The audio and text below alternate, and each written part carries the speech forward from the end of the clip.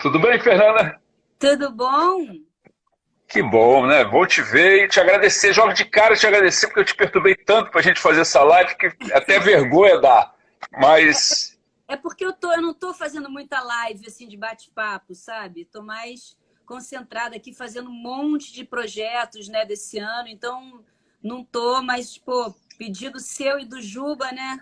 A gente não pode recusar.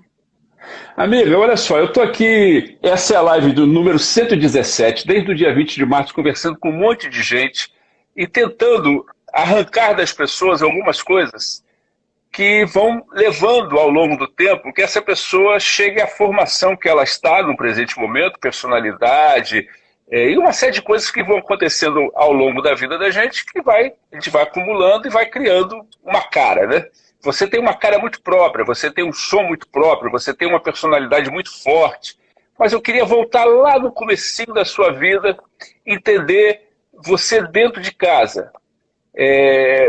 Como é que era a música? Como é que era a vida dentro de casa? Como é que era a música chega até você no tempo que você não tinha direito de nem dizer não na vida? Olha, a música entrou na minha casa. A minha família é meu pai, minha mãe, eu e meu irmão, né? A gente, aquele núcleozinho ali. O meu irmão também é muito ligado à música, é um dos professores e preparadores vocais mais conceituados do Brasil, Felipe Abreu, né? Dá aula para todo mundo, faz preparação vocal para todo mundo e está sempre nas produções de voz dos CDs e dos DVDs. E a gente sempre teve sempre tivemos uma formação musical muito incrível, porque assim, meu pai e minha mãe sempre amaram música. Meu pai veio de Portugal com 14 anos, minha mãe é carioca, se casaram e sempre tiveram uma paixão. Peraí, só um minutinho. À vontade. Estava aqui a querida Fernanda Obrigada. Abreu falando do pai e da mãe, isso é ótimo. É. Então, eles sempre gostaram muito de samba, MPB, música brasileira. Então, na minha casa, a gente sempre teve uma prática de terminar o jantar e colocar discos de vinil. Cada um escolhia. Meus pais Legal? adoravam Bossa Nova, Elis, Tom, Edu Lobo, Carlinhos Lira, mas também adoravam os mineiros, Milton, né, Beto Guedes, Lô Borges, e também gostavam de MPB mesmo, clássica, Chico, e tropicalismo, Caetano e Gil, mas o que eles amavam mesmo era samba. E aí tinha todos os discos, de Clara Nunes, Mas vem Roberto cá, Ribeiro, me dá João só um toque. Nogueira. Como é que o seu Armando, um português, que casa com uma brasileira, Dona Vera, como é que seu Armando vai gostar de samba? O português vai gostar de samba, ora pois? E digo mais, além do seu Armando gostar de samba, ele tocava cuíca. Ele participou até do meu disco do Raio X, tocando cuíca, e tinha um grupo de samba chamado Patota. Ele era cuiqueiro, os amigos, né, violão, surdo e tal. Era uma turma que ia sempre todo fim de semana para Teresópolis. Minha mãe tocava ganzá e cantava, né, era uma das pastoras que cantava. Que legal isso, hein? Tinha essa banda, né, o grupinho deles ali, chamada Patota. Mas nós crescemos em volta, né, dessa roda de samba. Então, tem muitos sambas que fazem parte assim, do meu DNA. Quando eu escuto, eu já meio sei a letra. Eles sempre gostaram muito de Clara Nunes, de João Nogueira, Martim da Vila. Eles, assim, amavam samba. E, além disso, eles saíam todos os anos em desfile de escola de samba. Escolhiam uma escola, começavam a ir no ensaio, final de outubro, e aí saíam sempre ali, Presidente Vargas, depois Sapucaí. E eu sempre adorei também samba enredo. Então, conheço também muito samba enredo por conta disso. Estou já perto do carnaval, vinha aquele vinil, depois aquele CDzinho com todos os sambas, aprendiam todos os sambas. Então, sempre gostaram muito de música. Minha mãe também tocava piano. Meu irmão também trazia, né, o jazz, então ele adorava ela, Sarah Vaughan e Nina Simone. Então, assim, era muito eclético. Então, acho que isso é importante. Assim, nós, brasileiros, eu acho que a gente tem que, assim, dar graças a Deus a gente ter nascido num país como o Brasil, que tem uma diversidade musical rítmica, melódica, poética e, né, eu acho que é uma coisa assim que eu não vejo em nenhum lugar do mundo, porque a gente vê assim, tem músicas muito incríveis, né? na Índia, música africana. Nós aqui mais Brasil sempre ouvimos muito Inglaterra e Estados Unidos, né? A Inglaterra mais do rock, né? Trazendo muita coisa boa de rock, e os Estados Unidos muita coisa boa de soul e funk americano. Mas a gente acho que é privilegiado, né? A gente tem assim uma riqueza musical impressionante, né? É Então, verdade.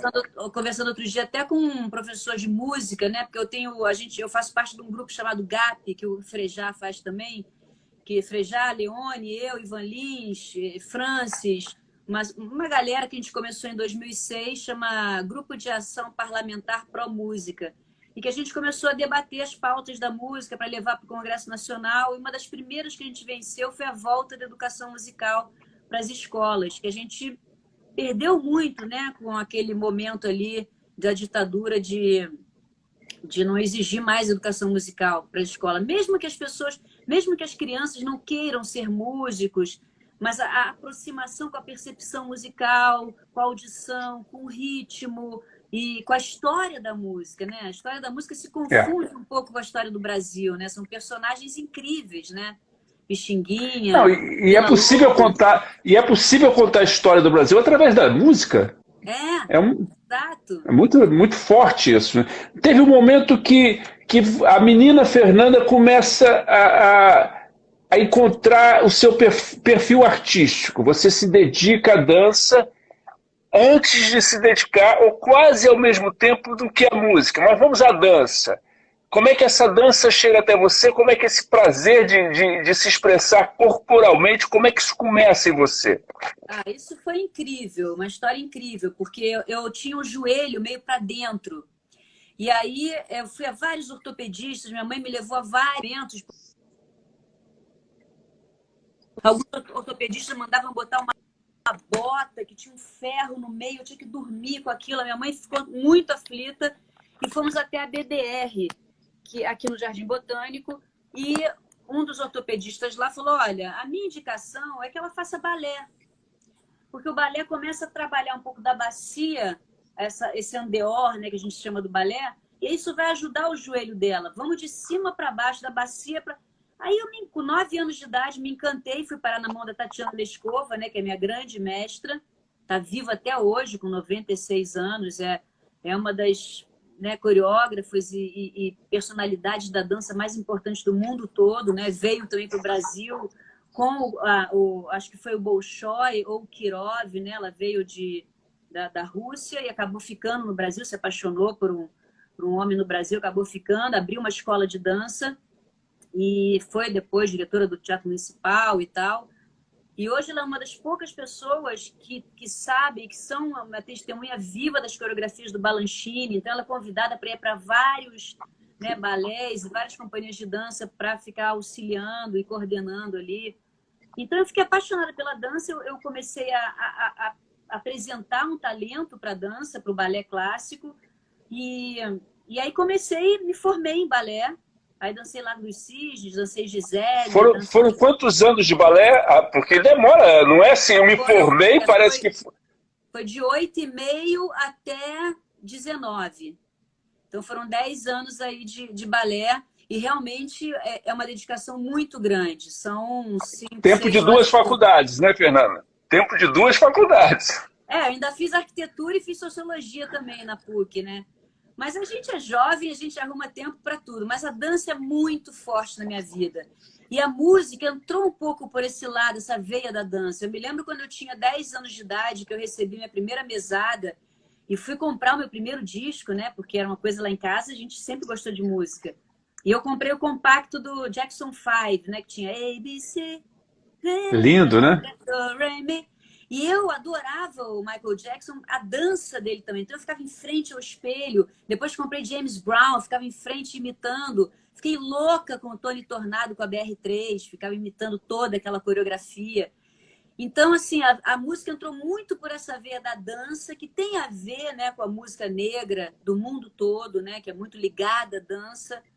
Então, a minha referência é muito isso. Assim, quando me lembro também de 71, talvez, ou 72, o Tim Maia lançou Azul da Cor do Mar. E aí veio aquele soul brasileiro, né, com o Wildon, Cassiano. Fiquei louca com Jorge Ben, louca com Jorge Ben.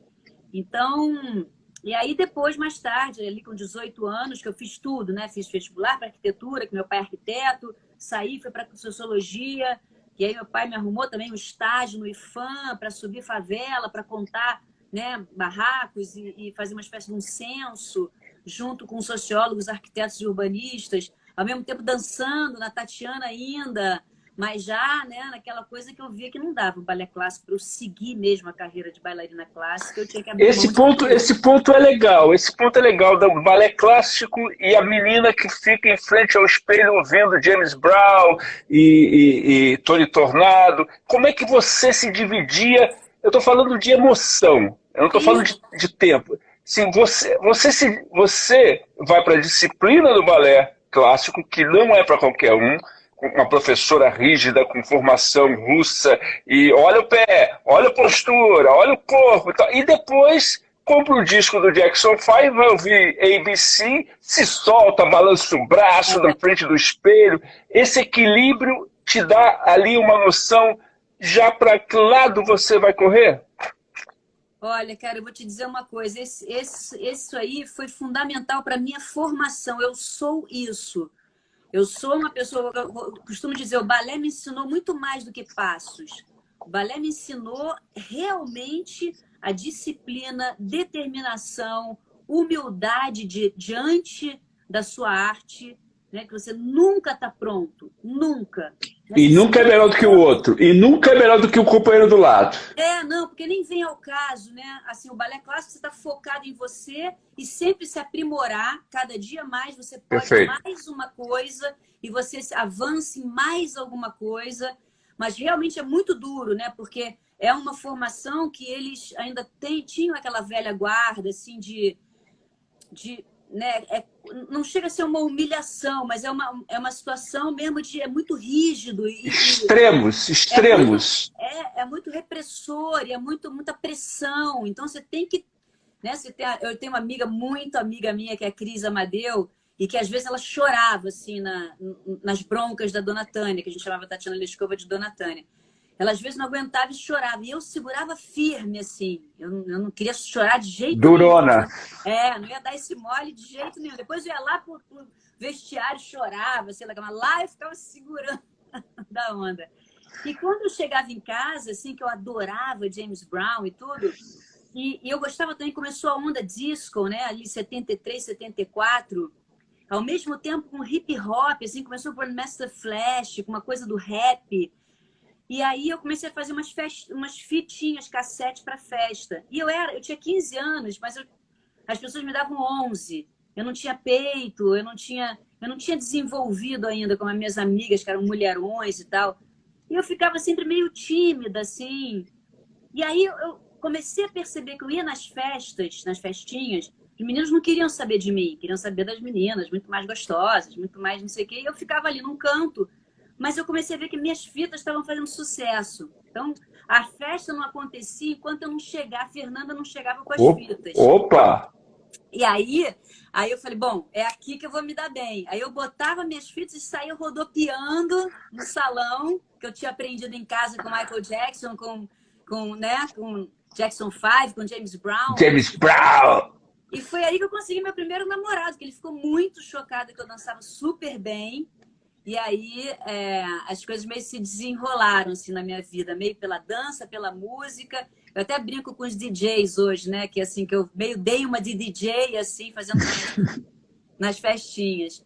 Mas era isso, eu consegui colar, eu acho, um pouco dessas emoções, pegar o melhor que eu tinha dessa pressão, da disciplina, da determinação, né? Da coisa, da dureza, da rigidez, né?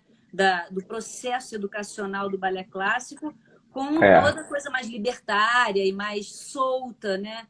Do funk americano e do soul e né? Do samba ali com meu pai, com a minha mãe. Então eu sempre...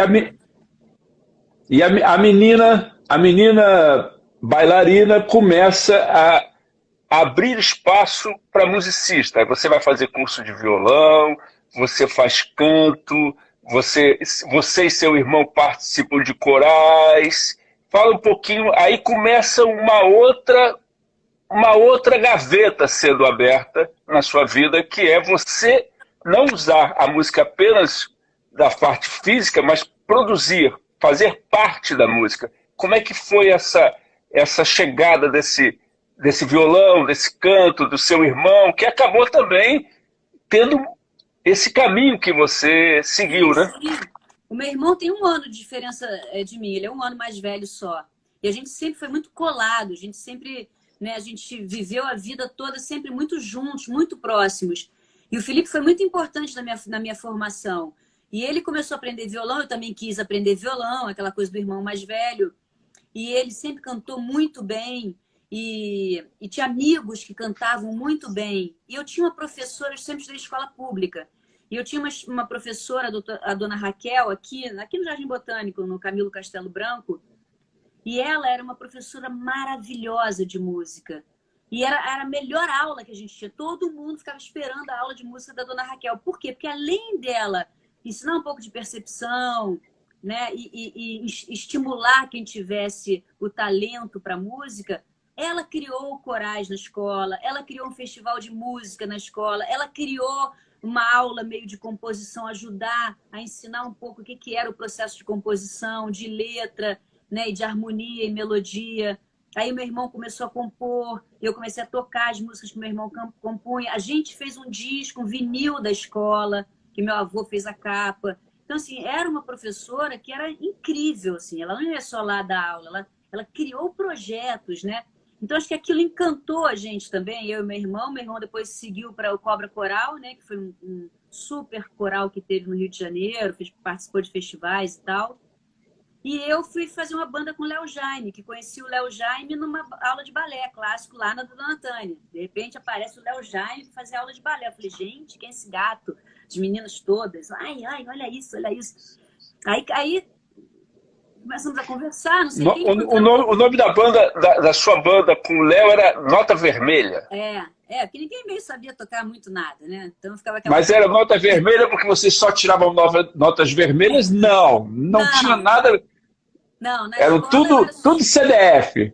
eu era super. O Léo eu não sei, mas eu era super CDF, sempre tirei nota boa, sempre me orgulhei disso. Meu irmão também era super gêniozinho, cabeçudo. Mas E o que o Nota Vermelha tocava? Como é que era a formação? Porque nós estamos falando de pré-Blitz. Isso é muito interessante para a gente, que sabe da força da Blitz. O que vocês tocavam? O que vocês curtiam de música ali, você, Léo? E como é que era a formação da banda? Tinha o Mimi na bateria, tinha o Celso no baixo, Fábio Fonseca nos teclados, Léo na voz, eu e Virgínia no coro. E aí a gente cantava algumas músicas, eu e ela. E o repertório eu não me lembro totalmente. Vou até perguntar pro Léo, mas tinha Rita Lee, tinha provavelmente algum Caetano, tinha... Eu me lembro muito de Rita Lee, porque fez muito sucesso aquele disco da Rita Lee dos anos 80, que tinha Lança Perfume, que tinha toda aquele Rita Lee Lincoln Olivetti, né? Ela com aquele vestido lindo na capa, com o cabelo flutuando assim, né? Belíssima capa. Foi uma fase dela super pop, dançante, tocava em todas as festas. Eu me lembro, nos anos 80, a gente entrava nas festas, tinha muito Rolling Stones com Rita Lee, tinha os David Bowie, assim. Comecei anos 80, 1980 mesmo, né? Antes de estourar o pop rock brasileiro, a Blitz e tal. E aí no Rio tinham poucos espaços. A gente fazia num barzinho que tinha em Botafogo, chamado Emoções Baratas. A gente fez ali uns 2 showzinhos com Nota Vermelha. E a Márcia, que era a vocalista da Blitz comigo, ela morava aqui embaixo. Eu moro no Jardim Botânico ainda. Ela morava aqui aqui na Girondino Esteves, descendo a minha rua. E a gente se encontrava sempre no ponto de ônibus, para eu ir para o balé, ela para ir para outros lugares, não sei o quê. E ela falou, Fernanda, agora... E ela namorou meu irmão também, o Felipe. E ela adorava cantar também, coisa de bairro. Aí ela falou, olha, eu tô namorando um cara agora que é o Ricardo Barreto, e ele é guitarrista, e ele tem uma banda chamada Blitz. Mas eles já estão de saco cheio, porque eles estão há 1 ano, que eles são só homens, não tá meio dando muito certo, eles estão desistindo. Então, eles estão pensando em botar 2 vocalistas. Já passou a Kátia B., eu comecei a fazer, eu entrei como vocalista e a Kátia B fez alguns shows, mas depois ela desistiu. Você não fica afim de entrar? Eu falei, fico. Vou lá ver qual é. Vai lá ver o show da gente, lá no Emoções Baratas, não sei o quê. Aí a Márcia foi com o Barreto e adoraram. E aí me chamaram, eu fui no primeiro ensaio aqui na casa dela e conheci o Evandro, O Evandro conhecia de vista do Asdrubal, né? E aí conheci todo mundo, o Billy chegando de São Paulo, porque ele tocava com a Gangue 90, Lobão tocando também, e no baixo era Antônio Pedro, né, que era do Terço, acho, né, acho que chegou até a fazer parte do Mutantes, não lembro. Foi. E aí adorei isso, adorei as músicas, falei, gente, que músicas incríveis, Universitária Otária, aquelas músicas todas do primeiro disco, né? Mas me lembro que na hora do Você Não Soube Me Amar, a gente também deu uns pitacos, né? Olha, como é que é? Sabe essa noite, você sai caminhando sozinho, de madrugada, na rua. Aí tinha batata frita, tinha umas coisas que a gente ficava dividindo ali com o Evandro. Aí eu sei que deu super certo o ensaio. E aí o Evandro falou, Fernanda, então, adorei você, vamos ensaiar porque a gente vai fazer o nosso último show. Eu falei, gente, mas eu tô chegando agora. Já Tô entrando pro último show? Tô entrando no último show, vambora. Aí ele falou, não, é porque a gente já tá 1 ano que a gente tá batalhando pra caramba, e eu também faço teatro, e tá todo mundo aqui tem outras coisas para fazer. Eu vou dar tudo nesse show do circo. Vai abrir o Circo Voador no Arpoador, vai subir a lona lá nesse verão, em 82, e a gente vamos fazer um cenáriozinho e vamos fazer um esquema legal. E aí eu fiz esse primeiro show, né? Foi em fevereiro de 80, acho que a gente chegou a fazer alguma coisa em novembro de 81, alguma coisa assim. Mas fizemos o show mesmo, o último show mais produzido, que a mãe da Márcia fez os figurinos. Foi em março de 82. E aí que rolou tudo. O Máriozinho Rocha foi ver, o Kleberson da Rádio Cidade foi ver, todo mundo curtiu, e aí todo mundo já conhece a história lá da Blitz, né? E a Blitz muda a cara da música brasileira e muda a cara da relação das gravadoras com as bandas. Esse que é um ponto que a gente não pode esquecer. A música é o que a gente acompanhou, depois vieram outras e outras e outras. O que a gente não tem como algo muito estampado é a relação dos executivos das gravadoras com as bandas. As bandas não eram consideradas um bom negócio para esses caras. Tanto que, momentos antes ali, tivemos o 14 Bis, que foi com muita dificuldade se encaixando nas gravadoras, porque banda não era um negócio de futuro. A Blitz veio e muda isso. Você estava nesse bolo de 82 a 86, a Blitz funcionou igual relógio suíço, e cada um foi para o seu caminho, e as coisas foram acontecendo, e você vai para a carreira solo. A sua carreira solo traz, e agora a gente contando 2 e 2 está entendendo muito mais, traz toda essa história que você acabou de contar. A negritude, aquela menina que cantava na frente do espelho, o equilíbrio entre o erudito, o balé clássico e o funk, né? E o funk que eu estou falando é o funk Michael Jackson americano, americano, e ali você resolve partir para uma carreira solo. Lembro bem que naquele momento você traz uma novidade, porque aquela química não existia no Brasil daquela forma que você trouxe. Ali você teve resistência, estou falando resistência dos negros, porque a negritude reclamou. Dos produtores, isso não vai dar certo. Das gravadoras, essa menina enlouqueceu.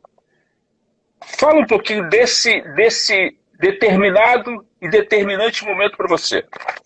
Esse momento foi super importante, porque ao mesmo tempo que a Blitz tinha terminado ali, aquela formação clássica da Blitz em 86, eu fui muito procurada, porque eu tive um certo protagonismo, eu e a Márcia com o Evandro, apesar do Evandro ser o líder da banda e o Barreto e ele serem o Lennon e McCartney ali da composição da banda, a gente teve um protagonismo. E eu fiz o meu melhor trabalho que eu podia fazer na Blitz, né? E dei tudo de mim, como sempre faço. Quando terminou a Blitz, muitas gravadoras me procuraram, mas eu senti que eu não estava pronta. Eu senti que se eu entrasse naquele momento em alguma gravadora, eu ia fazer o disco da gravadora e não ia fazer o meu disco. Eles iam arrumar compositores, algum produtor que ia fazer algum tipo de linguagem estética musical que eu sei lá qual era. Então eu falei, olha, a melhor coisa que eu tenho para fazer é me recolher, estudar guitarra, estudar canto, e ver quem é essa Fernanda que quer aparecer na carreira solo. Não é mais a Fernandinha da Blitz, né, que é pop rock, quem é essa Fernanda? Né? E fui buscar ali, como você falou, nas minhas origens, né? Na minha origem do que eu gosto. Falei, o que eu quero fazer é música dançante brasileira. O que é a música dançante brasileira? É uma música feita no Brasil, mas que se eu tirar a voz brasileira, tem que ter algum molho ali na produção que não seja uma música copiada dos Estados Unidos ou da Inglaterra ou de qualquer outro lugar. E comecei a trabalhar isso.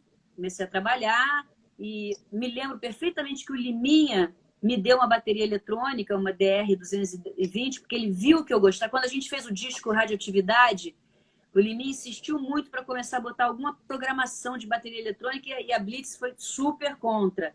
E eu depois cheguei num canto para ele e falei, pô, Liminha, eu adorei isso. Aí ele viu que eu tinha curtido, me deu uma bateria, eu comecei a mexer ali, né, futucar ali, e comecei a aprender. E a primeira música que eu compus foi na bateria eletrônica, uma melodia com uma letra.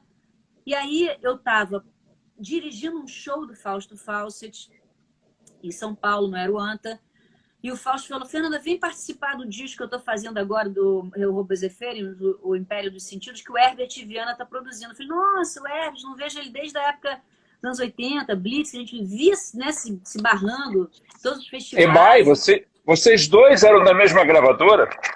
Não, e tudo que era festival tava Blitz e Paralamas, tudo que era tava Blitz e Paralamas.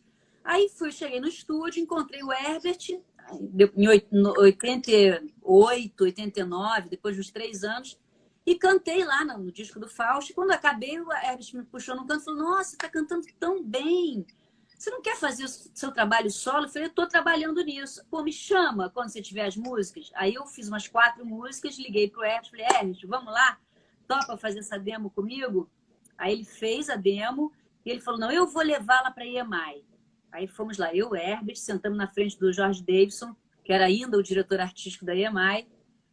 E aí eu falei, bom, Jorge, agora eu tô pronta. Porque na época ele tinha falado, vem pra cá, Fernanda. Eu falei, não. Fernandinha, esse tempo de término da Blitz e assentada com o Davidson, quanto tempo você se sentiu preparada, pronta? Qual foi o tempo, o time entre esse ponto e o outro ponto? 3 anos e meio. 3 anos e meio. Foi o que demorou para rolar realmente, né, ali o repertório meu, próprio, autoral, que eu estava ali, né, dizendo que era meu, né, que não era de ninguém, que era meu. E aí comecei a mostrar um monte de coisa pro Herbert, e aí fui contratada. E foi ótimo, porque o Jorge Davidson falou assim para mim, Fernanda, eu não vou nem dar muito pitaco nesse teu disco, porque eu nem entendo muito isso que você está fazendo. A gente tem um mercado aqui de pop rock, de bandas de rock, mas isso aí que você está falando, essa música meio dançante, com programação e com bateria eletrônica, não sei o que, eu deixo com você, depois eu, né, dou uma olhada, mostro aqui, faço uma audição para a gravadora, não sei o que. Aí eu falei, tá bom. E aí chamei o Fábio Fonseca, o Herbert falou, Fernando, eu viajo pra caramba, chama o Fábio, vamos produzir junto? Aí produzimos o primeiro disco, o Slá Radical Dance Disco Club, que Slá S, aliás, Sampaio de Lacerda Abreu, todo mundo me pergunta até hoje. E até porque hoje, que eu sou casado com Tuto Ferraz, que tem a gruveria e tal, ele até tá morando aqui no Rio na pandemia comigo. Quando ele me conheceu, ele falou, Fernanda, o que é Slá? Eu achava que era um outro ritmo, sei lá, o que era... É verdade. Falei, não, é o meu sobrenome. Veio da Jamaica? Você veio da Jamaica também? Então... E aí, no final, quando a gente estava mixando o primeiro disco, apareceu o sample, né? Apareceu aquele instrumento. Mudou a cara também da música, no mundo inteiro, né? Aí, cara, eu enchi de sample, de referência, que eu queria mesmo mostrar para as pessoas, enchi o disco de referências, e virou um disco realmente pioneiro, assim, olhando para trás agora. É, ele fez, agora dia 30 de junho, ele fez 30 anos que foi lançado, né? Já? Ele foi 30 de junho de 1990. E um monte de gente querendo reeditar o vinil, ele meio virou um clássico, assim, dentro desse segmento, né? E porque, de uma certa maneira, eu vim com essa linguagem aí, né? De música pop dançante brasileira e tal. Depois Acho que essa linguagem de música pop dançante brasileira tem que ter 3 pontinhos para seguir a frase. Porque precisava de uma personalidade, de uma pessoa com postura, já com uma bagagem para não ser tão chicoteada pela imprensa, com domínio de palco, com presença física, todos os ingredientes que você, que tinha passado pela Blitz e ganhou o carimbo de Megastar, você tinha para isso. Então você podia até ouvir de um cara como o George Davis, assim, ó, faz aí que eu vou dar piruada só no final. Isso, para um artista, diante de um grande executivo de gravadora, é o máximo. É o máximo. É o máximo. Valeu a pena esperar 3 anos e meio para eu perceber que eu estou me preparando para isso e não estou no embalo. E ele foi sincero, porque quando o disco ficou pronto, ele falou, Fernanda, eu não posso prometer para você que você vai ter uma vendagem como você costumava ter na época da Blitz. Eu não sei que mercado é esse. Estamos descobrindo juntos. Eu falei, tá bom, vamos nessa e tal. E engraçado você perguntar sobre o preconceito dos negros, não teve.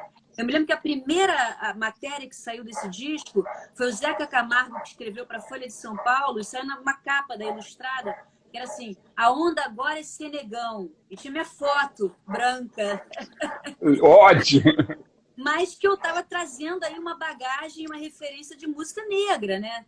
Porque o primeiro disco eu também, em 89, quando eu conheci o primeiro baile funk, que eu nunca tinha ido na vida, e o Marlboro já tá no primeiro disco. Então, assim, o funk carioca já estava ali no primeiro disco, em 1990. A minha história de 30 anos meio se confunde com o funk Brasil, que também está fazendo 30 anos. Apesar de eu não ser funkeira, eu defendi o funk o tempo todo e tal. Indiscutível isso. Eu acho que você foi se não foi a primeira, foi uma das principais personalidades a trazer essa luz para o funk, que era algo que estourava na Olaria, Bangu, Grajaú, Tijuca, favela, e que o Globo não abria página, a Folha de São Paulo não abria página, o Jornal do Brasil não abria página, e começa a Branquela, por isso que eu te perguntei sobre alguma resistência, a Branquela, da Zona Sul,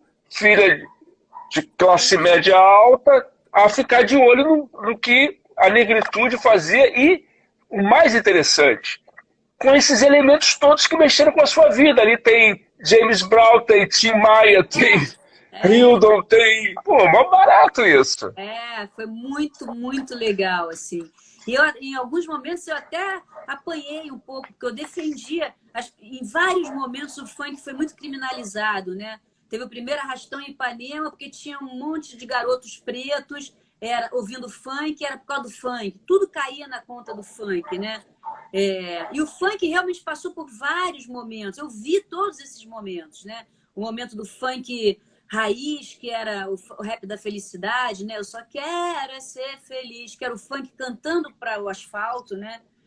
Depois passou pelo funk sensual, com a Tati Quebra-Barraco, com a Daisy Tigrona. Depois o funk melody, que estourou com o Claudinho Buchecha, né? Que foi um estouro.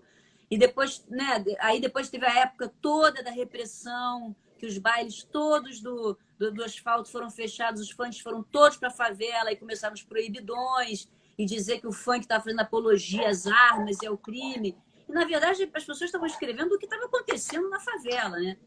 Depois teve o funk putaria, depois o funk ostentação. E o funk vai seguindo. Agora o funk é mainstream, né? Praticamente, né? O funk conseguiu um lugar de mainstream com a Anitta, com Ludmilla, com o Nego do Borel, com outros artistas, até pegando influências, né, de batidas do funk, de sonoridades do funk, para colocar na sua música sertaneja, para colocar na sua música pop. Então, foi Mas ainda, eu acho que ainda tem o preconceito que, no fundo, não é com o ritmo e nem com a poesia. Eu acho que é com os negros. Eu acho que é do nosso tal racismo estrutural, assim, que eu ainda acho que tem muito branco que não consegue enxergar nessa cultura também, entendeu? Que de uma certa maneira, fala para todo mundo, né? Mas a minha trajetória tem muito a ver mesmo com a música negra, brasileira, estrangeira, com o samba. Logo depois, no segundo disco, no Rio 40 Graus, eu fui apresentada pelo Sérgio Meckler, que era do Robôs Efêmeros. O Serginho hoje é montador de cinema. E ele me apresentou o Suzano, Marco Suzano. Ele falou, aí eu falei pro Liminha, o Rio 40 Graus estava ali, era uma programação eletrônica, o Vidal na guitarra, o Fábio no teclado, o Liminha no baixo. E a gente eu tinha levado o sample do OJ, o tana, tana, tana, tana, tana, tana, tana. Lindo isso, né? Aí montamos ali o Rio 40 Graus.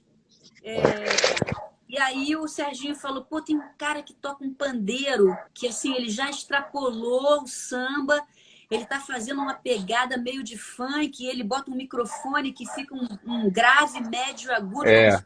E dá uns efeitos malucos. Cara, botei esse pandeiro e aí já deu um outro molho no Rio 40 Graus, que já ficou super carioca e brazuca, então...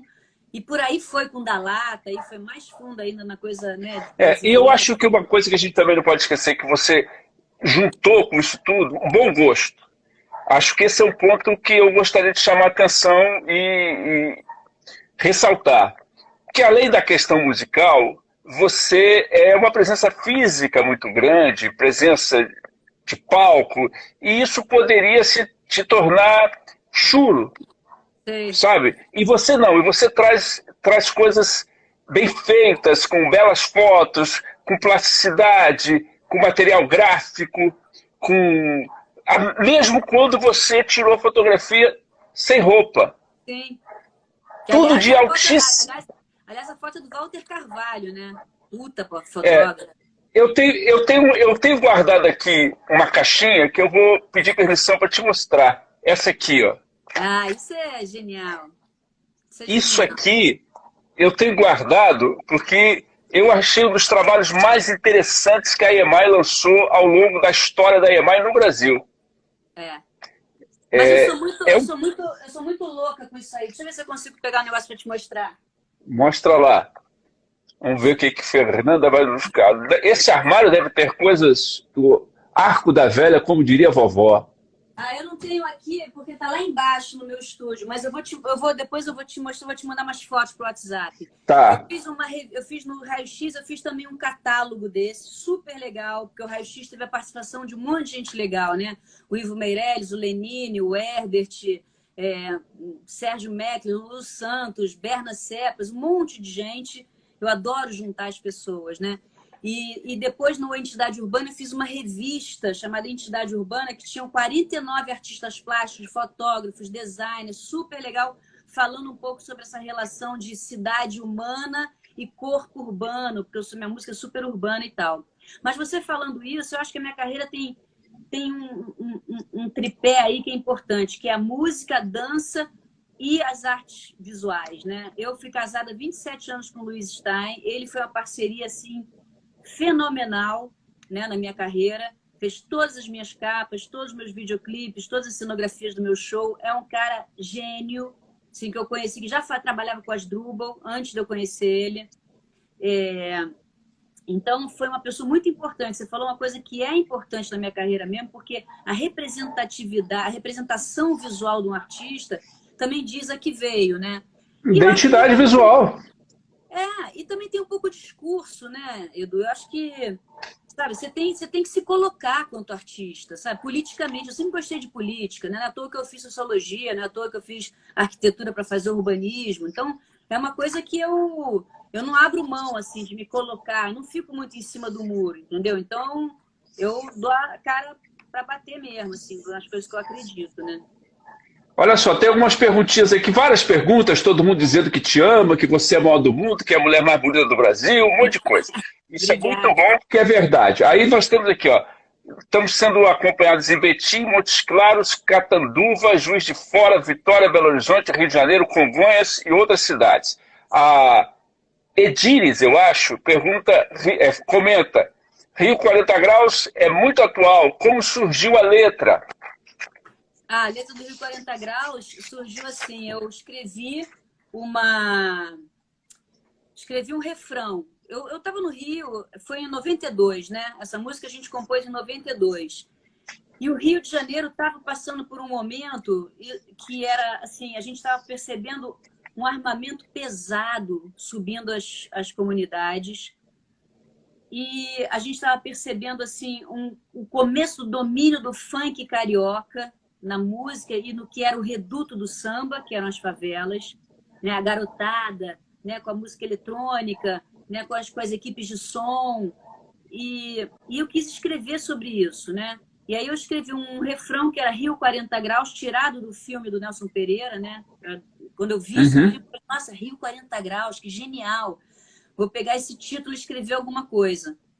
E aí escrevi Rio 40 Graus, cidade maravilha da beleza e do caos. E escrevi algumas cenas de táxi, algumas cenas subindo o morro, algumas cenas de funk, tocando, de batidão. E aí chamei o Fausto, que é o meu grande parceiro, Fausto, que é um gênio, que eu acho que assim, hoje em dia, hoje sempre, eu acho uma das cabeças mais brilhantes brasileiras é do Fausto. E o Fausto, ele escreve assim, falei, Fausto, vamos fazer essa letra? Vamos. Aí ele chega com 5 páginas. Aí ele chegou com um negócio gigante, gigante. E aí agora a gente já, né, já tem algum tempo já, a gente já tem um modo de trabalhar que é o meio edito, assim, várias coisas do Fausto, coloco umas coisas minhas, mas vou fazendo uma coisa ficar mais musical e bem mais editada, porque 5 páginas não dá. E olha que o Rio 40 Graus tem 5 minutos. E tive que cortar um monte de coisa. Mas ela é basicamente separada em 3 blocos, assim. O primeiro que é uma apresentação do Rio, né, o Rio como, né, o melhor e o pior do Brasil, como uma cidade maravilha mutante, uma cidade de cidades misturadas, com governos misturados, paralelos, que sorrateiros ocultando comandos, aí tem os comandos, né? O Rio sempre teve meio essa vocação para contravenção, desde o Jogo do Bicho, sempre teve essa coisa. E aí falamos dos comandos. O segundo bloco é um bloco meio de sensação de pertencimento, quando eu digo eu quero o meu crachá, porque começa aquela coisa de, né, todo mundo meio, né, vamos dizer assim, dos governantes mandam no Rio, mas a gente é que tem que mandar no Rio, né? Afinal de contas, prefeito, governador, deputado estadual e vereador estão ali para servir a gente, né? Nós é que pagamos o salário deles, eles têm que servir. E além do mais, eles vão embora. Eles vão embora e deixam o cidadão na mão. Então assim, a gente no Brasil acha que a gente não deve nada, a gente tem que cobrar, quem está devendo são eles.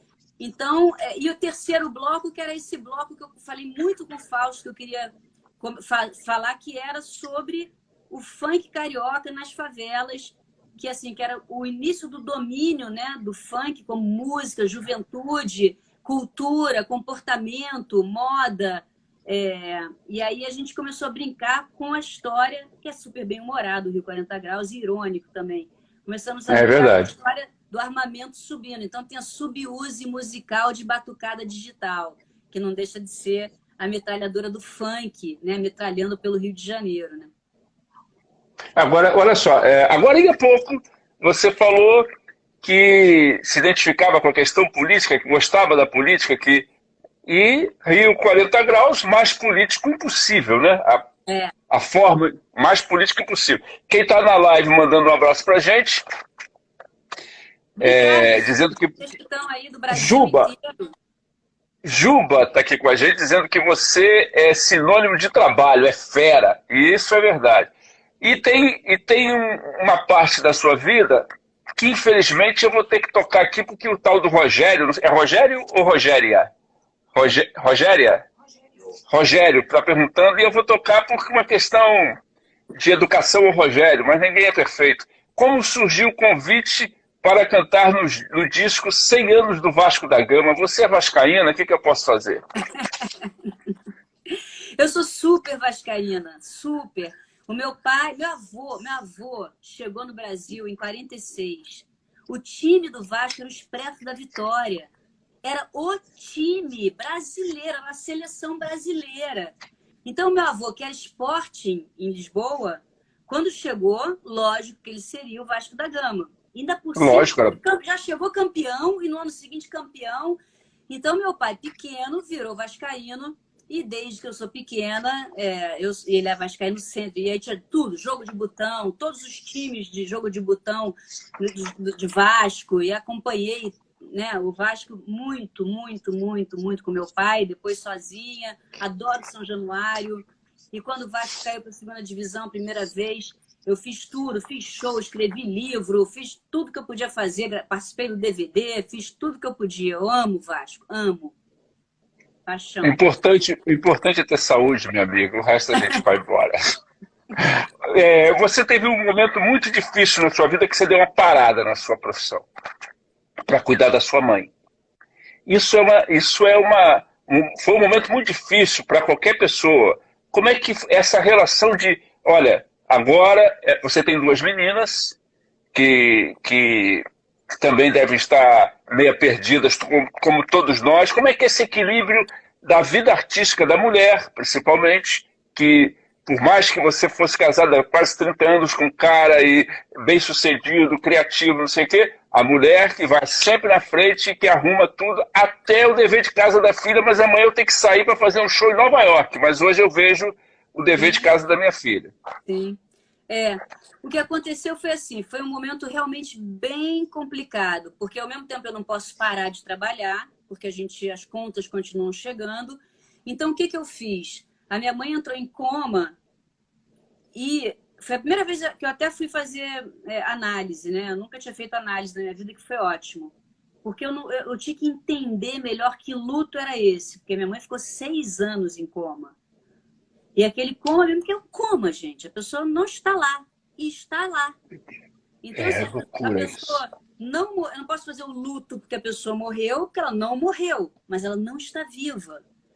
Então, foi assim, foi difícil, mas a análise me ajudou muito. Mas talvez não também tão coincidentemente eu me separei nesse período. Então, assim, de 2008 a 2012, a minha mãe ficou em coma, eu me separei do Luiz. E aí, o que eu pensei? Falei, assim, e a indústria da música estava num processo totalmente de transição. Muita gente ficou, às vezes, 5, 6, 7 anos sem lançar disco. Porque, assim, quando a gente viu que entrou a internet e que acabou o CD, acabou a venda de disco, acabou a gravadora. Acabou a gravadora. Acabou tudo. Como é que vai ser? Ficou aquele compasso de espera, meio de muita gente, assim, vendo se investir do próprio bolso, né, uma grana para depois. E o quê? Né, se tudo era de graça, né, o download não tinha pego no Brasil, ninguém comprava música, né, ali digital. Então, eu falei, sabe o que eu vou fazer? Vou montar um show eletroacústico e vou viajar ao Brasil. E assim fiz, de 2008 a 2012, eu saí com um show eletroacústico e só participei, eu gravei uns 15 fonogramas, mas só participando de projetos de amigos. Fiz Roberto Carlos, 50 anos, fiz baile do Simonal com Simoninha, Marcos de Castro, fiz Samba Social Clube, fiz o songbook do Martim da Vila, fiz barzinho e violão 2 vezes, aí como intérprete, cantando Caetano, Marina, Chico Buarque. E aí, então, artisticamente, eu me apontei para esse lado, que era um lado que eu tinha que ali, né, sair para fazer show e o dinheiro entrar e lá, mais diferente, né, para não ficar eu me repetindo, que a pessoa não dá para mim, entendeu? Então, eu fiz um show novo, que era eletroacústico, diferente, não tinha programação eletrônica, era bateria, baixo, né, teclado e violão, cantando outro repertório e músicas minhas com outros arranjos. Foi super bacana. Enchi teatros, coisas que eu não fazia, shows em teatros. Adorei. Deu uma revisitada no seu próprio repertório também, né? Também. Você acaba fazendo uma... peguei Cátia Flávia e fiz meio um chat assim.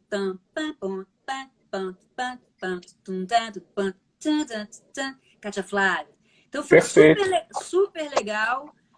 Mas foi difícil. E nesse finalzinho ali, 2011, eu comecei a escrever sobre todo esse período.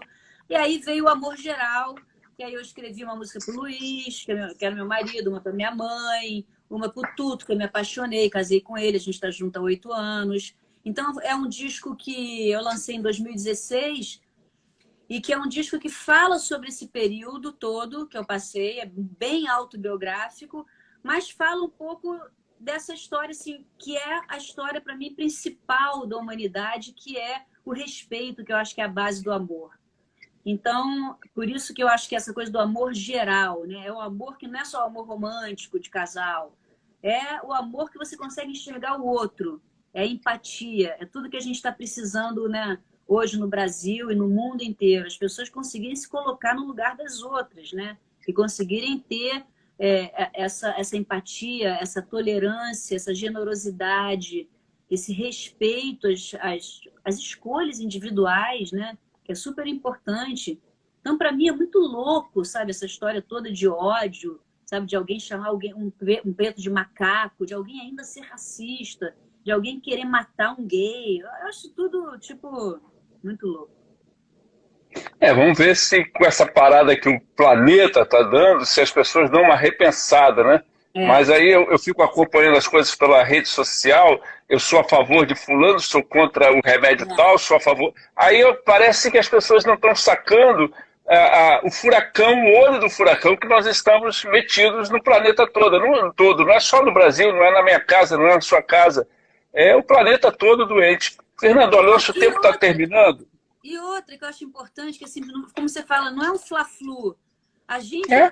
A gente é complexo, a gente é bem e mal, a gente é feio e bonito, a gente tem opinião A e B juntas, né? Tá terminando já, né? E nós temos 3 minutos. Paraíba, Goiânia, Brasília, Londres, Porto Alegre. As pessoas mandando alô para você, Que dizendo que você é o maravilha! máximo. E eu quero te agradecer. Eu sei que você não está fazendo live com todo mundo. E eu estou fazendo hoje o número 117. Eu estou fazendo com todo mundo. Eu queria te parabenizar, porque eu acho um trabalho incrível. Você está todo dia fazendo live e vivenciando esse período da quarentena, podendo, né, mostrar para o teu público, né, as pessoas, conversar com as pessoas poderem se colocar. Eu estou achando incrível. Eu entrei no seu É. Instagram, no Instagram aqui, né, do Clube Big Beatles, e achei incrível, incrível. A intenção é ouvir vocês. Sabe por quê? Vocês mudaram a vida da gente. Vocês, todos vocês, desses 117 a partir de você para trás, você mudou. Quantas pessoas você fez a cabeça e direcionou? Quantas pessoas nos ouviram agora e ficaram impressionadas com você, a forma que você pensa e a sua história de vida, pelo que você passou e o que você construiu? E a ideia é essa. Vocês são responsáveis pela nossa felicidade. A música é responsável pela nossa felicidade. E você está nesse bolo. Então, muito obrigado, minha amiga. Muito obrigado. Música é tudo. Obrigada a você e parabéns aí pelas lives. Eu estou adorando, esse projeto é incrível. Achei muito bacana. E obrigada a todos vocês aí que estão ouvindo a gente, de todos esses cantos aí do país e do mundo. Um beijo grande, muita saúde. Vamos segurar a onda que a gente vai acabar saindo dessa aí para melhor do que a gente entrou. Um beijo, Fernanda. Muita paz, muita saúde. Mais uma vez, obrigado. Beijão. Amanhã eu estou de volta com o Gel Fernandes, do Radiotáxi. Vamos tocar Muito bateria bom, amanhã com o Gel. adoro, adoro. Tchau, tchau. Tchau.